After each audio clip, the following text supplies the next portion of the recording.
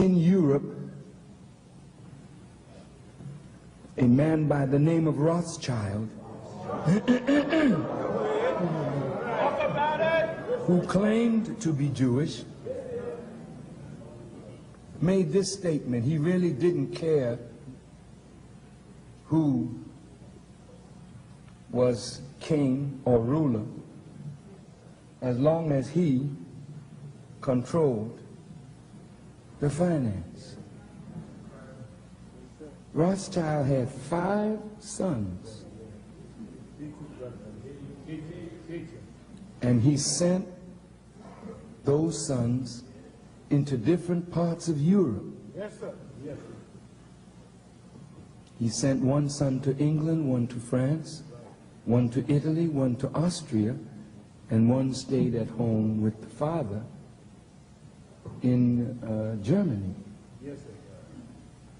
And they all became a part of the house of Rothschild, but through manipulation of money, the son in England grew up, and that became the Bank of England, the Bank of France, the Bank of Italy, the Bank of Austria, the Bank of Germany.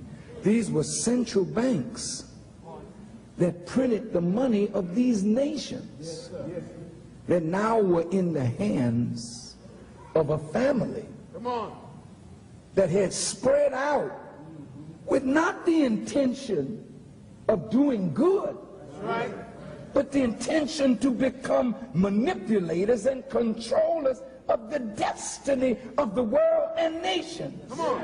Come on. Go ahead. Europe had many conflicts. Yes. Yes. And the Rothschilds would finance both sides. That's right. Yes, sir. That's right. What you don't understand is that war is a manipulation of money. That's right. You think you're fighting for democracy. A war to end all wars. Let peace reign in the earth. This is the tricky language that the wise and wicked use to trap the poor and the weak. Are you listening? Come on. The house of Rothschild became so strong that even when America was established, they kept through their agents in America trying to control central bank.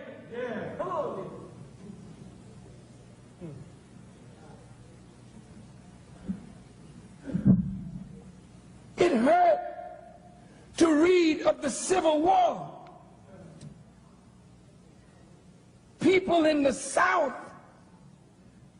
didn't want nobody freeing the slave. That's right. That's right. I was not evil when I said that 75% of Jews own slaves. I didn't say it. You all wrote it in your history. Now wait. If you own slaves and they were the bedrock of your wealth, you did not want America free. Many were at the root of the Confederacy and the Confederate flag yesterday as well as today. Right. Abraham Lincoln was interfering with something bigger than just peace and war.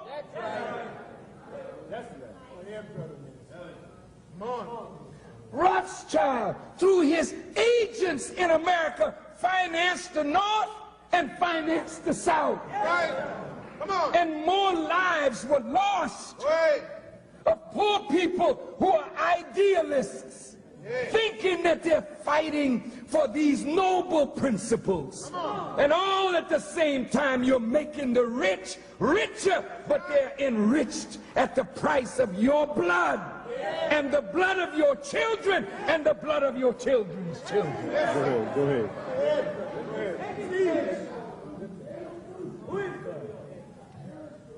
See, brothers and sisters, look, there are many people in the country that know this. Come on. Yes, sir. But they don't have the voice of the poor. What makes it so dangerous for me to know it and even say it is because I have the voice and the ear of poor people. And once you know the truth, it's very difficult for you to go back into your sleep. So naturally, to say these things, it puts the spokesperson at great risk. Because America has been built on your backs. And if any truth comes to remove you, that's like somebody creating an earthquake. You see a beautiful building, but when the earth under it shakes, the walls come down, the ceilings come down. So that's why you have never been allowed a leader that could stay with you to speak to the masses of black people. Every time you had a leader that could speak to the masses, he was cut down. And he's cut down because the country is built on the backs of poor white, poor black, poor Jews. That's right. Come on. Look, brothers and sisters, in 1912, on December the 22nd,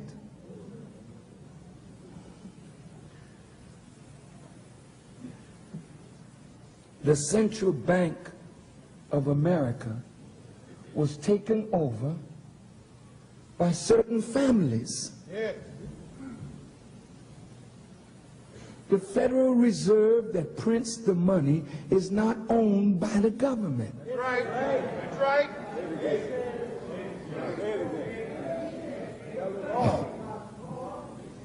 Inside the government, betrayal went down.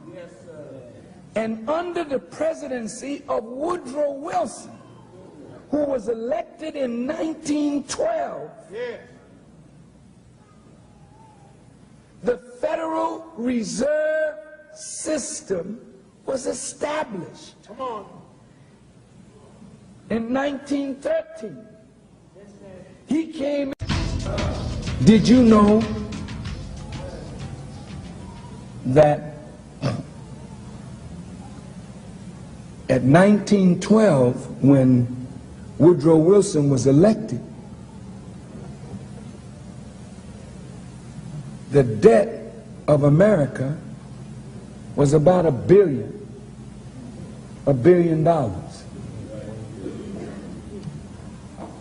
When Woodrow Wilson left office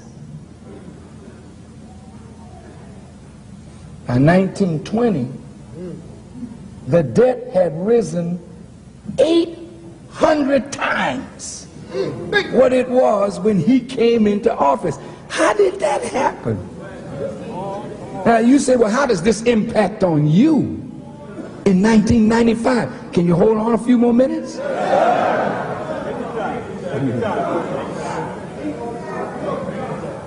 Look, brothers and sisters, in 1912, Woodrow Wilson was elected.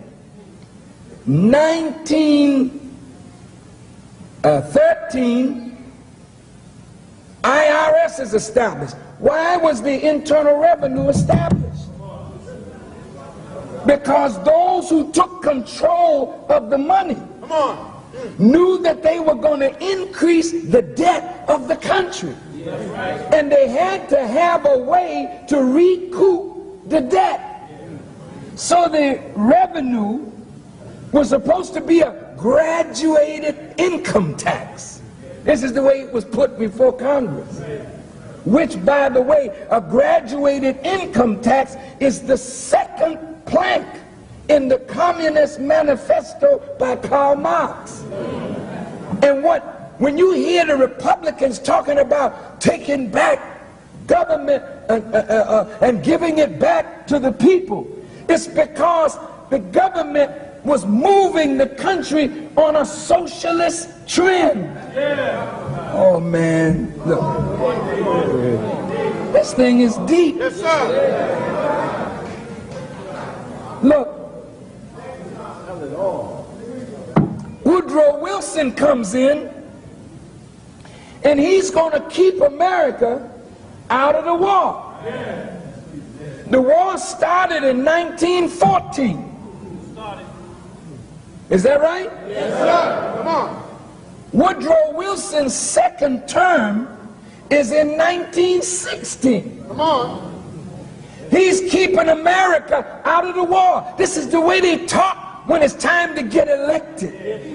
But the big boys behind the door, they knew that the only way to increase the debt was to somehow get America involved in the war that was raging in 1914. So through the manipulation of an incident with a ship called the Lusitania,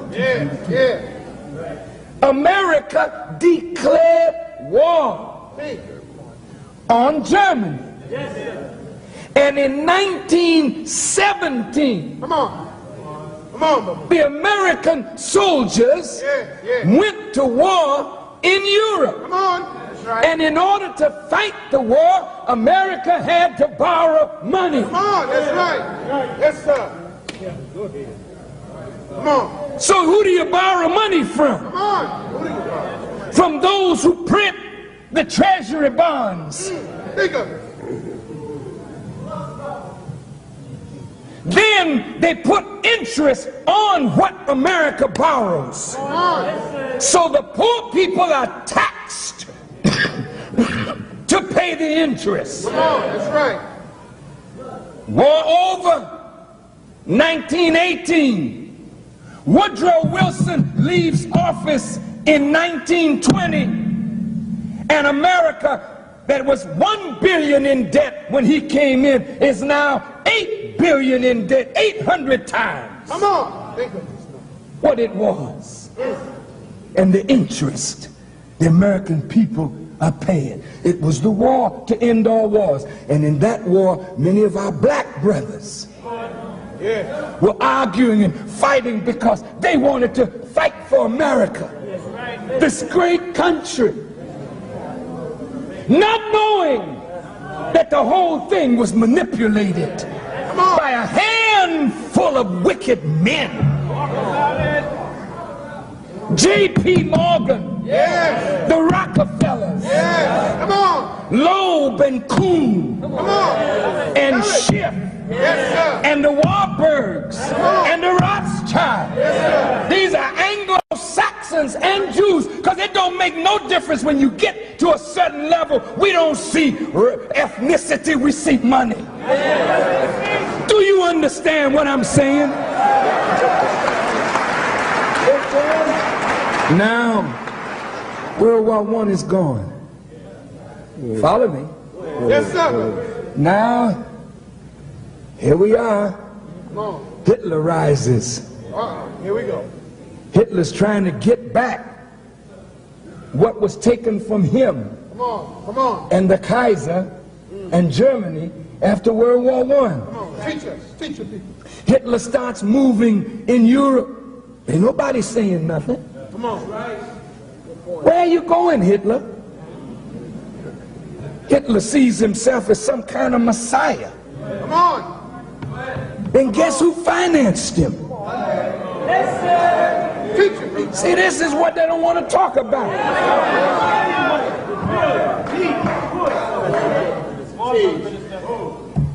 But Warburg and Rothschild, these are Jews.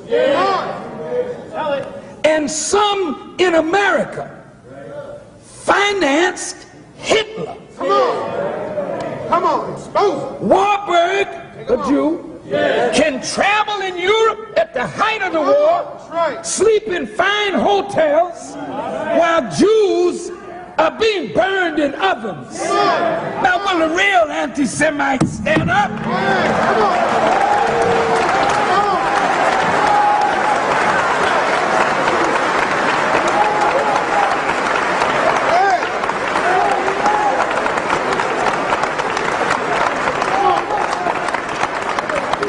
Now, look, this is known in certain circles.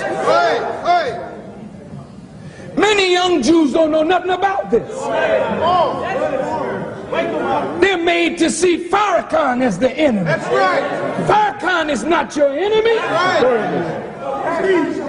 Your people are using me to get money from you. Come on, Minister. Go ahead. Yes, sir. Open it up. Oh, I'm going to expose them all tonight. Yes, sir.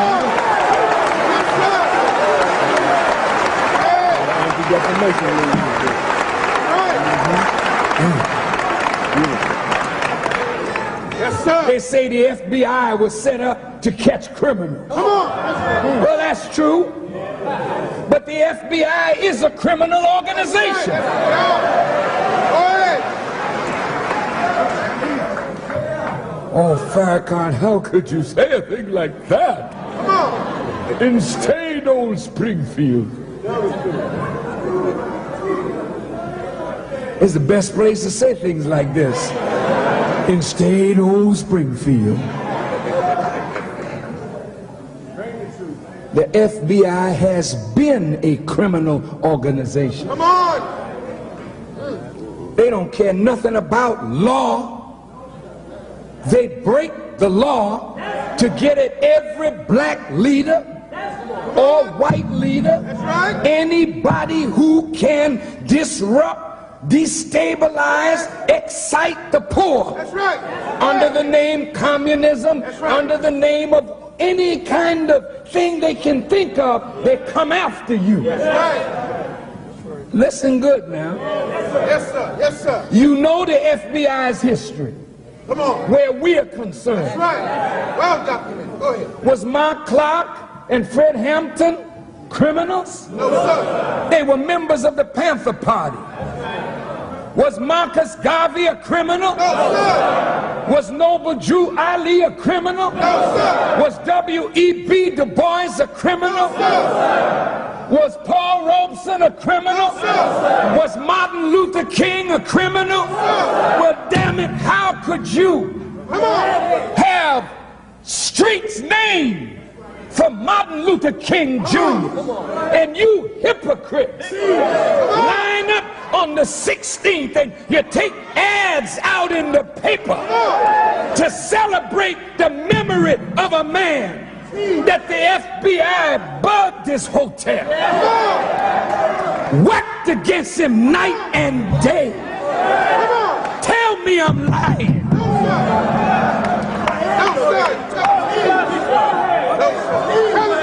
They hated Dr. King. What is the real truth of his assassination? They hated Malcolm, and they hated Elijah Muhammad, and they hated the NAACP and the Urban League, and they work night and day to destabilize every black organization. Now tell me I'm a liar.